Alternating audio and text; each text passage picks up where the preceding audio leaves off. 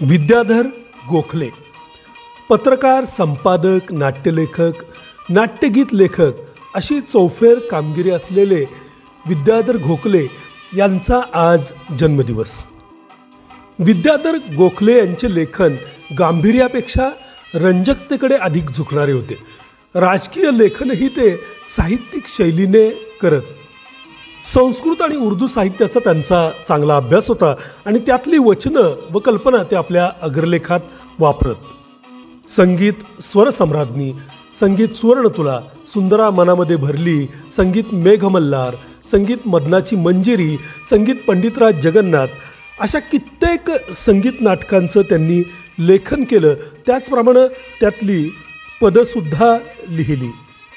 सातारा इथं 1993 साली झालेल्या अखिल भारतीय मराठी साहित्य संमेलनाचे ते अध्यक्ष होते।